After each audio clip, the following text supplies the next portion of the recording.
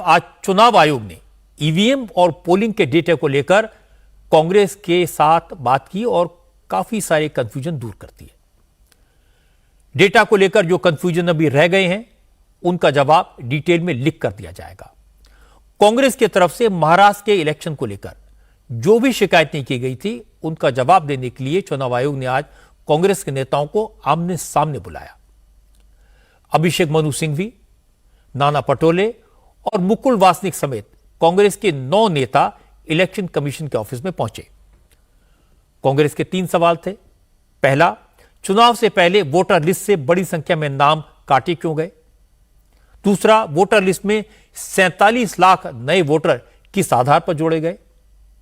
और तीसरा, वोटिंग के बाद शाम 5 बजे चुनाव आयोग ने पोलिंग का जो डेटा जारी किया उसमें और रात 11 बजे किए गए डेटा में 76 लाख वोट कैसे बढ़ गए?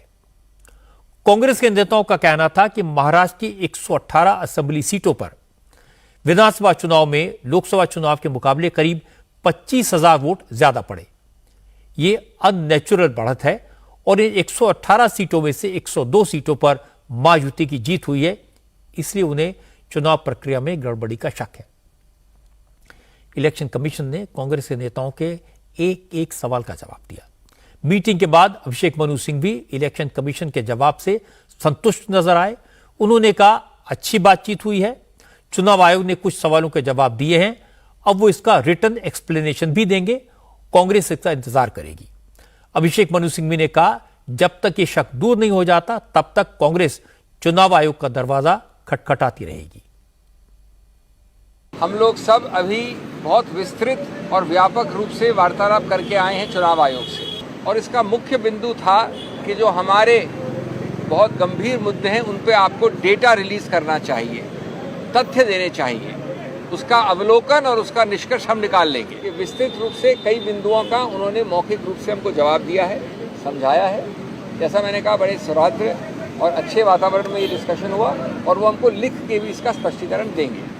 लेकिन हम समझते हैं कि राजनीतिक पार्टी जो देश की सबसे पुरानी और इतनी विस्तृत अलग अलग भारत के कोनों में है, उसका ये उत्तरदायित्व बनता है कि ऐसे मूल जो प्रिंसिपल्स हैं उनको आपके सामने रखा जाए, चुनाव आयोग के सामने रखा जाए, और हम आशा और विश्वास करते हैं कि जल्द से जल्द ऐसे जवाब आएंगे, ऐसे आंकड़े आएंगे जो हर प्रकार से पारदर्शिता की कसौटी को मिले और अविश्वास को हटाएं।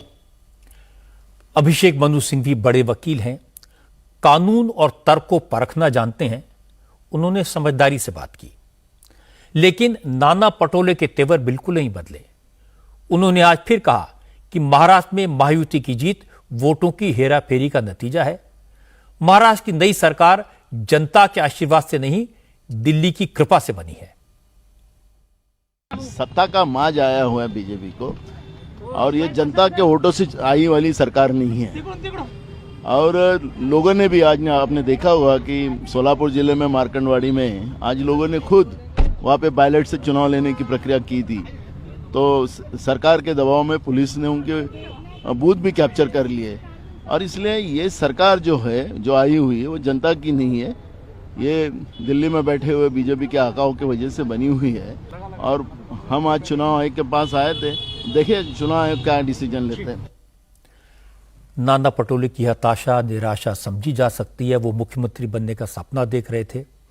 अपने बयान में उन्होंने सोलापुर की घटना का जिक्र किया। अब यह घटना क्या है, यह भी मैं आपको बता देता हूं।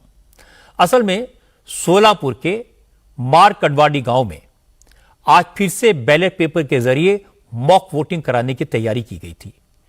बैलेट पेपर छप चुके थे। बैलेट पेपर में 19 उम्मीदवारों के नाम थे जो असेंबली इलेक्शन में थे। बैलेट बॉक्स भी पहुंच गए थे। बूथ पर मेज कुर्सी लगा दी गई थी। गांव वाले वोटिंग के लिए बूथ पर पहुंच भी गए, लेकिन प्रशासन को खबर लगी तो अधिकारी मौके पर पहुंचे। उन्होंने सारा तामझाम बंद करवा दिया। सोलापुर से शरद पवार की एनसीपी के उत्तम जानकर चुनाव जीते हैं। उन्होंने बीजेपी के उम्मीदवार राम सातपुते को हराया है। लेकिन जिस गांव में बैलेट पेपर से दोबारा वोटिंग की तैयारी थी, उस गांव में बीजेपी के उम्मीदवार को शरद पवार की पार्टी के उम्मीदवार से ज्यादा वोट मिले हैं। गांव वालों का कहना था, इस गांव में हमेशा शरद पवार की पार्टी को ज्यादा वोट मिलते थे। फिर इस बार ये ट्रेंड कैसे बदल गया, इसलिए वो दोबारा बैलेट पेपर से वोट करवाकर ये जानने की कोशिश कर रहे थे कि ईवीएम ने जो रिजल्ट बताया वो सही है या नहीं।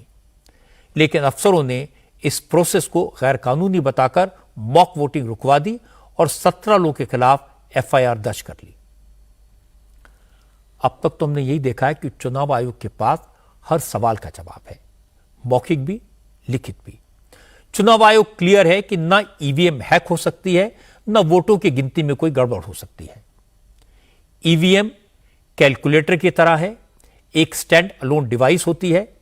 ईवीएम का किसी ब्लूटूथ से, किसी इंटरनेट से या किसी भी आउटसाइड डिवाइस से कोई कनेक्शन नहीं होता। इलेक्शन कमीशन ने पोलिंग डे का पूरा प्रोसीजर भी एक्सप्लेन किया है। चुनाव के काम में लगे लोग इंडिपेंडेंट होते हैं, अलग अलग जगहों से आए हुए होते हैं, सुबह 5 बजे से लेकर रात को 12 बजे तक गांव गांव में काम करते हैं। सबसे बड़ी चीज इलेक्शन कमीशन ने बताई फॉर्म 17C के बारे में। इसमें वोटिंग की एक एक डिटेल होती है, ईवीएम की बैटरी तक की डिटेल दी जाती है। इसे कैंडिडेट के काउंटिंग एजेंट चेक करते हैं, उस पर साइन करते हैं, उसके बाद ईवीएम सील की जाती है। तो भी अगर किसी को शिकायत है तो वो इसे कोर्ट पे चैलेंज कर सकता है। जब शिकायत मिलती है तो इलेक्शन कमीशन वोटों की काउंटिंग का वीवीपैट से मिलान करता है। लाखों वोटों की अब तक चेकिंग हुई है, आज तक एक भी मिसमैच नहीं मिला। इसके बाद भी किसी को शिकायत है तो चुनाव आयोग में कंप्लेंट कर सकता है, उससे भी संतोष ना हो तो कोर्ट जा सकता है। और सारे राजनीतिक दल ये सब करते हैं। लेकिन अगर कोई ये मानकर बैठा है कि media, election commission, high court, supreme court सब गलत हैं, सब मिले हुए हैं, तो ऐसे लोगों का कुछ नहीं किया जा सकता।